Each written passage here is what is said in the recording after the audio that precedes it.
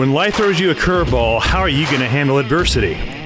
Welcome to the Fearless Mindset Podcast, where you're about to go on a journey as I interview security, business, and entertainment leaders on what it takes to stay fearless.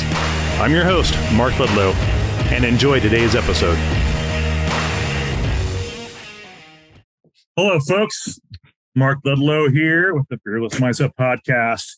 And we're changing up the format with guest lineup for the fall. Actually, my business partner, frankmir, is actually a patient of Eric Stoffers there down in South America.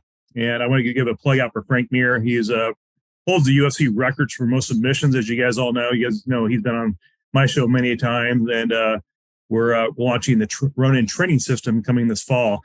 But I want to bring on Eric because he has a unique story for you listeners. He came from, a real estate world where he ran a REIT, and he ran that business pretty successfully.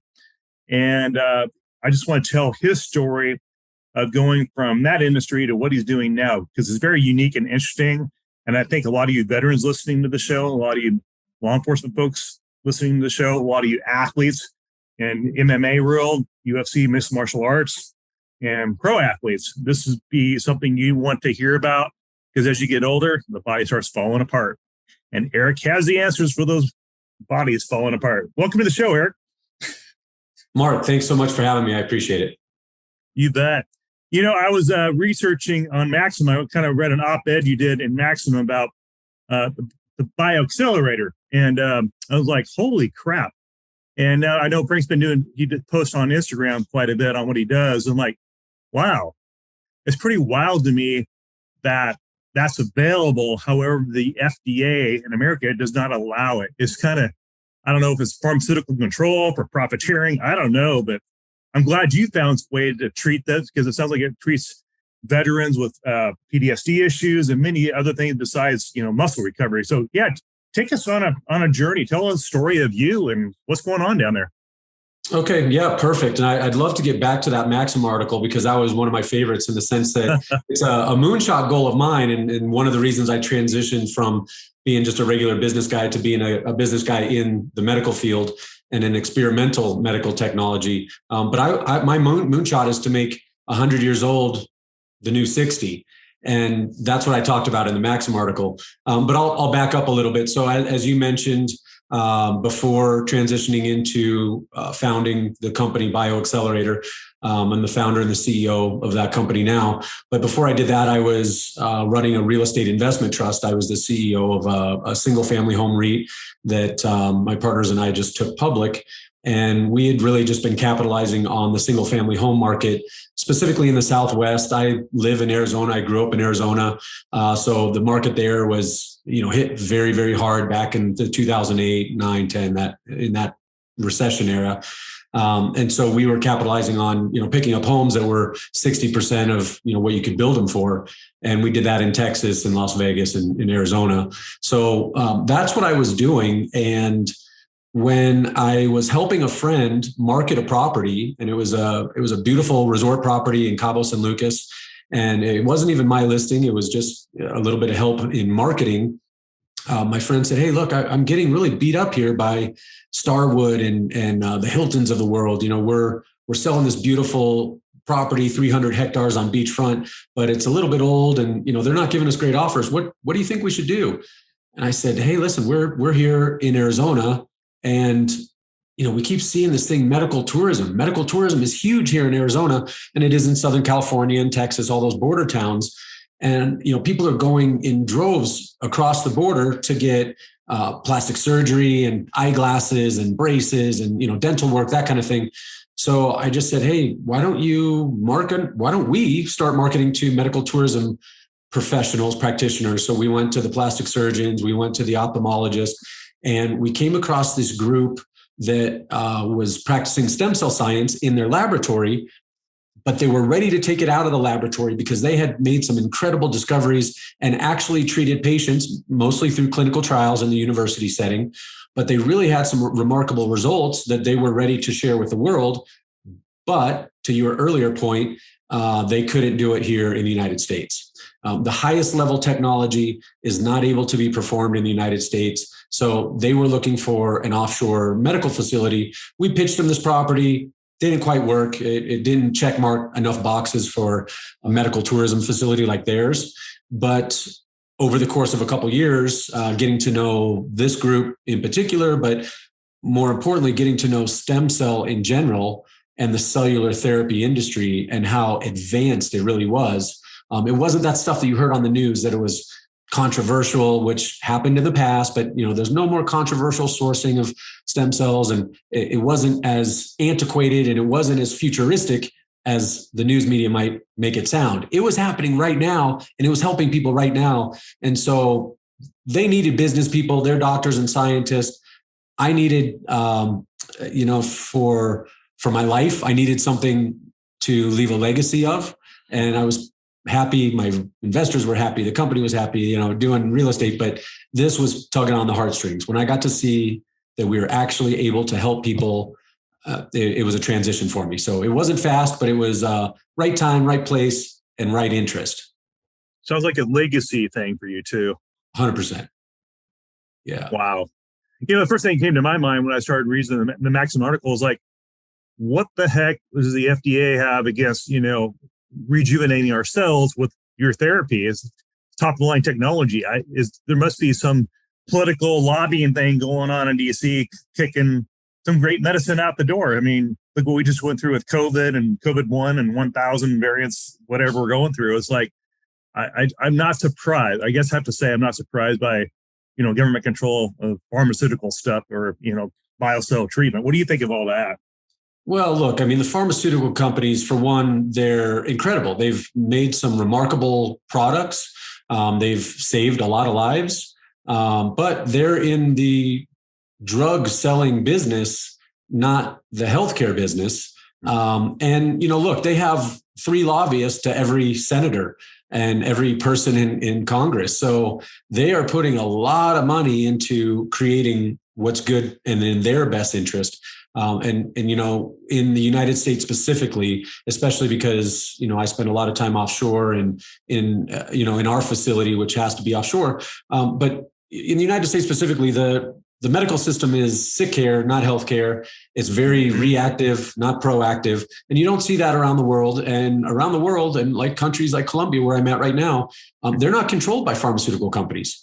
You can buy a friend of mine is diabetic type 1, and he can buy here the same package, the same exact pharmaceutical product, nothing's different, same label, it's not a generic brand, the same exact thing for an 18th of the cost that you would get in the United States. So, countries like this are just not controlled by the pharmaceutical companies. I don't know if that's what's going on in the FDA. The truth is, and I'm sorry to keep going on this, but the FDA, it's a complicated answer because to your point, yes, of course, there's some pharmaceutical control. There has to be. It's in their best interest. They sell drugs. What we do is not selling drugs. We get to the systemic root of a problem. We heal people, and it might not be forever, but it's certainly your body is the miracle, and we're helping accelerate the healing. But the FDA, they are a fantastic organization. They have fantastic leadership. They have helped save a lot of American lives. They're here to protect us. So there's a lot of great things about the FDA, but they're a big bureaucracy. They are also, full of pharmaceutical influence, and they're very slow to pivot because they're being safe, and that's okay. And the technology that we're administering at this point, it has advanced so quickly that I just feel that the FDA may be just a little bit behind in the way that they're able to keep up with the technology. Yeah, I totally agree with that. Totally agree. From everything I'm seeing, from like you get prescriptions and it's not available, and supply chain issues, that type of thing. It's kind of wacky, but I totally agree with you there. Here's something I'm curious about in your organization. How sought after are stem cell treatments by your patients? Well, they're incredibly sought after by people that have, well, for one, that people that educate themselves. So they don't have to be highly educated from a university, but our patients are typically people that are not just listening to the first thing that their doctor says, because, and I have a whole company full of doctors, okay, a lot of friends and family. And so this isn't anything against doctors, Right. but specifically in the United States, our medical system says that you prescribe drugs and surgery mostly first, and then later you start trying other alternatives. And really, that kind of, in my opinion, should be flip-flopped. So our patients are typically people that think like that. They think, hey, I don't want to be cut open. I want that to be a last resort, not a first. And I don't want to take a bunch of drugs that have a bunch of side effects. I want to try to heal myself and give myself the best shot at a long-term, long-lasting treatment. And so that's the patients that come to us. So, a lot of it is internet and digital research, and you have to get through a lot of crap, to be honest with you, Mark. There's a lot of companies out there that are claiming to do a lot more than they can. And honestly, there's a lot of companies and great practitioners in the United States that understand regenerative medicine and cell therapy and think that they're administering good cell therapy, but really they don't understand that there's a lot that goes into keeping the cells viable and really potent and the best and most potent and pure and safe cells to administer. So our patients have to sift through a lot of misinformation before they get to the real information. But I'm telling you, we're booked out, 6 months in advance. And wow. The problem as an entrepreneur that I'm trying to solve is getting more seats for the butts. Sure. Book those tickets and get down there to be treated. What are the patient experiences so far you've been hearing about? It's very anecdotal, in the sense that some of the follow-ups, they take quite a bit of time. So our organization is different than a lot of other stem cell companies in the sense that we're not just buying stem cells from another laboratory and injecting them in our patients. We actually harvest the stem cells, we culture expand the stem cells, we administer the stem cells, and then we have an innovation center and an epidemiology team that follows up and writes clinical trials and research papers and case studies and that kind of thing. So that is a very long process. So we're in the middle of it with several indications. With those indications, we see incredible results. One of the things that we specialize in that a lot of other stem cell companies don't is spine and disc treatments, also spinal cord injury and neurological conditions. So we see remarkable results there. I'm sure you've seen our YouTube channel or social media. You've talked to Frank, so we have a lot of athletes that also find us because of the fantastic results with orthopedic injuries. But when I say anecdotal, a lot of it is, these guys come to us and they're in incredible pain. And now they're reporting to be a reduction of pain in major cases, like to zero or, maybe a reduction of half or whatever. But, that is in some cases is anecdotal until we can really collect some scoring from them. And that's what we're in the process of doing. Yeah, speaking of Frank, I've seen some pictures of him lately. He's really leaned out and he looks fresh. He looks rejuvenated. I mean, looks like he has a lot of energy in face because when he did that last boxing round, you can hear him talk about on another podcast. I mean, that was a pretty big fight for him. And I know he had to go through some surgery stuff. He talks about it openly. And but I have to say, seeing him doing all these other business projects that he does, he looks really fresh and looks very energetic, and something must be working for him because he's got to maintain business. He has many businesses, obviously being who he is, and you've got to have support. And I remember you mentioned that you have a lot of celebrities and stuff coming down there, professional athletes.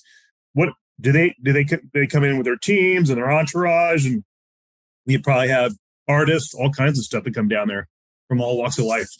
Yeah, it depends on what level of celebrity you're referring to. So, I mean, like, look, I'm going to have to be careful, because some people have not released their name, so I'm not going to name drop. NDAs, right? Sure. Yeah. In general, we've treated heads of state, kings. They come with a big entourage. They don't stop at stoplights, and they don't, they rent out the whole hotel, not just a wing or a room. So in those cases, of course. In most cases, even with our A-listers, they'll come with a security detail. We have, specific criteria that we have to follow. Sometimes we, have scheduling issues where our patients are coming in during the week and the celebrities have the whole reign of the facility after hours or on weekends, that kind of thing. But most of our people are with a companion, whether they're a celebrity or not. But, we do suggest that you come with a companion because it is a medical tourism type treatment. Most of our treatments are non-invasive. So you have a lot of downtime.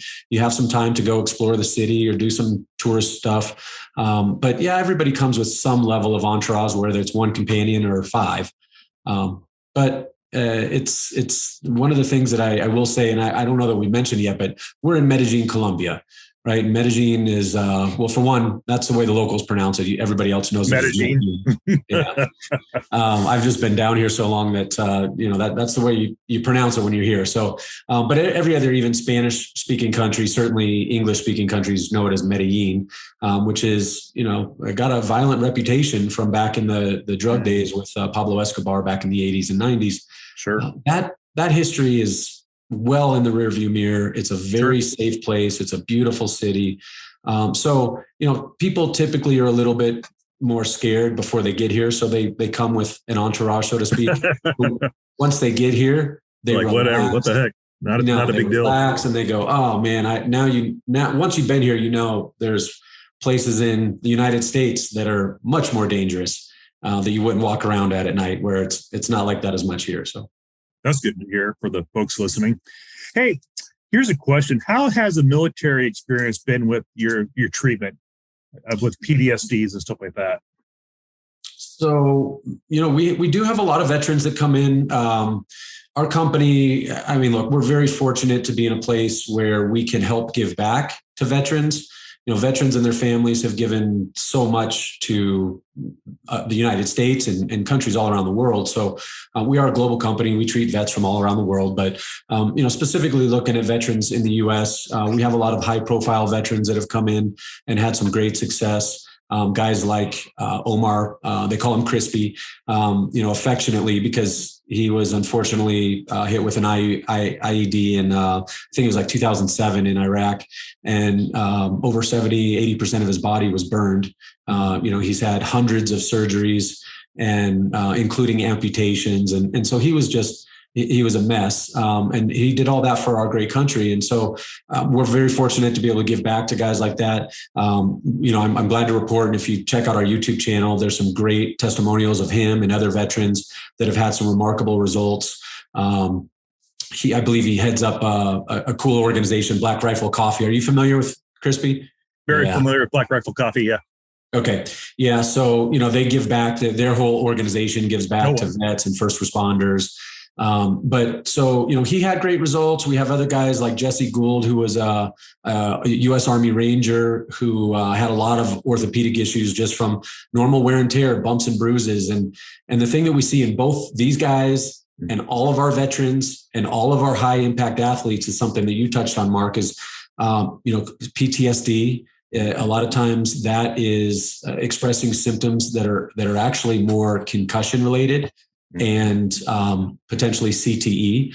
So we've pioneered a treatment that is an intrathecal treatment that passes stem cells through the blood-brain barrier that we believe helps not only in reduction of inflammation, but also stimulating repair and neural pathways, so that it could potentially help the onset of CTE in the future. So we have a program where we give that treatment to veterans, and we're very fortunate to be able to do that. So yeah, we get a lot of vets that are down here. So the word must be getting out with the vets that it's better than drinking alcohol and popping pills. For sure. Yeah. Okay. So Jesse Gould, who I just mentioned, he runs an organization called Heroic Hearts Project that is specifically focused for veterans, and talked about Black Rifle. And we have other organizations in the veteran community that their leaders and followers have all come to. So yeah, the word is out. It's part of the reason why we're on a 6 month plus wait right now. Wow. 6 month wait. Holy smokes. That's awesome. Not for the patients that need our services right now. It's not, but for the company, it's great. Sure. So, we covered a lot of stuff, frankmir, veterans with PTSD. What is on the horizon for BioXcellerator? What is the big vision as the CEO of this company? Where are you driving the ship to?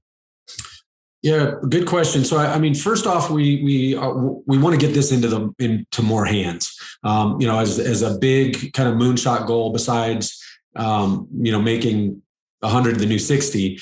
Besides that, I would like to get this into the hands of as many people as possible. This technology, it's some of the most advanced in the world, but it's very expensive to administer.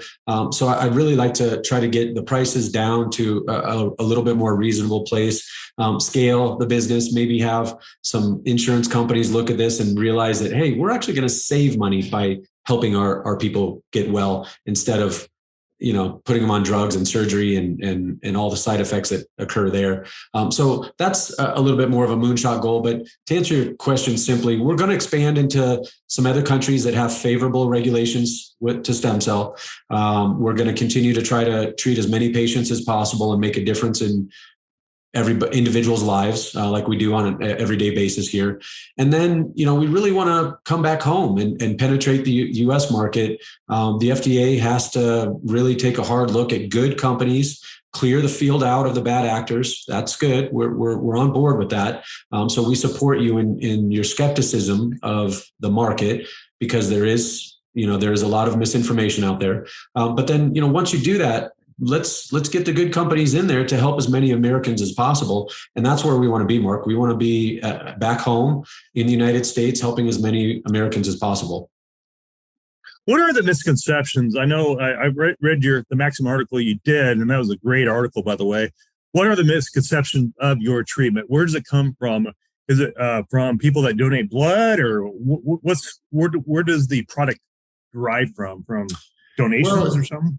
Yeah, it started. Yeah, you're right. Locations is one of them. I'll get to that. But it started back in the early 2000s with George Bush. There was an evangelical outcry about the research that was being done in laboratories. And it was because of some unethical sourcing of stem cells. And back then it was the embryonic stem cell.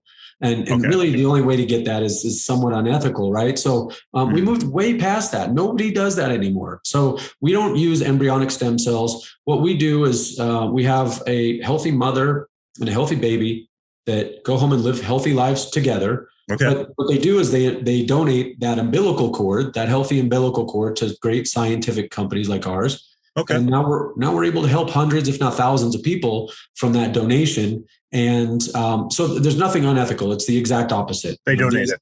After the birth is taken, the baby's healthy, go home with the mommy, and then here you go. Put it in the tube, protect it, sign it, whatever you got to do medically. Yeah. I mean, the controls are much more rigorous than, even a blood transfusion. So okay. Yeah, I'm glad you put it in simplistic terms, and I'm not going to get into the details, but it's of course not. it's very, very safe. Much more so than, like I said, even a blood transfusion. But that was one of the reasons that the media picked up on this unethical, type sourcing, and it just has become a hot button with the media, and it's a sensationalized way to get some clicks. So they're still kind of on that topic, which is just, it's not even true anymore. So when I get those calls, I kind of laugh them off at this point. Sure. The other part is the sourcing, which I think you were starting to talk about. The internal sourcing, which some companies are doing, and they're taking adipose tissue. So they're taking fat from your body from somewhere, typically, the abdominal area, or they're taking bone marrow, where they have to take this big needle and puncture your iliac crest and suck out a bunch of bone marrow. And then the techniques are very antiquated, where you essentially just spin it in a centrifuge and repurpose it into your own body. There's some mild efficacy with that, depending on what you're treating, but that is not the high level science. And that's what is being circulated and allowed to be circulated in the United States. And it's okay. A lot of the companies are doing good things for people with very low level indications and diseases, and they're getting some results with it. So more power to them. But that's not what people with serious disease need. That's not what people in chronic pain need. That's not what people with neurological conditions or spinal cord injuries need. And so when those companies administer that low-level science to people with severe disease, now it's really just a ripoff in a lot of cases because it doesn't work. Mm-hmm. You get what you pay for. Yeah. Yeah. Here's another question I got for you. What can you tell us about the UFC champs going down there? What kind of stories are they revealing to you from their treatment? Like, we mentioned Frank and Bella, for example. Yeah. So, Frank has been down here a couple of times. He's an amazing guy. I've, fortunate enough to spend a lot of time with him. So, he's, after his first treatment, he reported a major reduction in pain and an increase in mobility, which helped get him back into the gym, which also helped get him that last fight. And even though he was supposed to come back as a second part of this protocol, he called me and said, hey, I feel so great now because of that first treatment. I'm going to take another fight. Wow. And that happens all the time with our injured UFC athletes, or we treat everybody. We have NFL current and former, we have guys in uniform now that are at the top of the league. We have former Hall of Fame champs like Warren Moon and Jim McMahon, two Hall of Fame quarterbacks, wow, Super Bowl champion quarterbacks, and all throughout. So soccer and baseball and all. But because you asked and we focus on the UFC, there's not many people holding UFC belt that haven't been to us or are on our docket. Kamaru Usman is one of our champs. TJ Dillashaw, one of the baddest women on the planet. Chris Cyborg is one of our champs. She's been down a lot. And I could keep going on and on. Former champs, past champs like Chuck Liddell, and lots of UFC guys love us because it is a secret weapon also. Now, of course, we don't use it as performance enhancement, but when you're recovering from an injury, it really does help you recover from the injury. So it is a secret weapon. Well, I got a question for you. I have a bad back from the Marine Corps, and I pulled some disc one time. I was shoveling, and all of a sudden it felt like a pop in my back, and I'm like, "What the heck was that?" I couldn't move for a month, and I had to rebuild myself. And once when I get up in the morning, I just can't sit like I am now. And I'm like, well, am I have to go to back surgery eventually? Or was you treatment really actually do something to rejuvenate that disc down there? Is that kind of the idea behind what you guys do? Yeah, that's certainly a specialty of ours. That's one of the things that might be a differentiator for our clinic versus maybe another like in Panama, which is they're a great, fantastic facility. If you're going to go anywhere besides us, go there. But they don't specialize in spine and disc like we do. And this is also a reason that I think the FDA is really trying to clear out the stuff that's going on in the United States, because in the United States, you don't have neurosurgeons doing these treatments. You typically see a chiropractor and a nurse practitioner with, maybe another type of physician that are running the clinics. And that's great, but you can't be experts in all. And one of the advantages to being in South America is, number one, you have a great medical system. You have US trained doctors. You have a more familial approach where they're not just going to check a couple boxes and prescribe you drugs and surgery. They're going to spend some real time with you and try to get to the root cause. But the other point I'm getting to is that, we can afford to have a full staff of neurosurgeons and orthopedic surgeons and internists and epidemiologists and emergency physicians. And so we have the capability of injecting directly into spine and disc and doing some a little bit more invasive but high level treatments that a lot of other clinics cannot do, especially for the same price. So this is a competitive advantage, but it's certainly something that our patients love about us because we have great results. It's probably the thing that we have the best results with.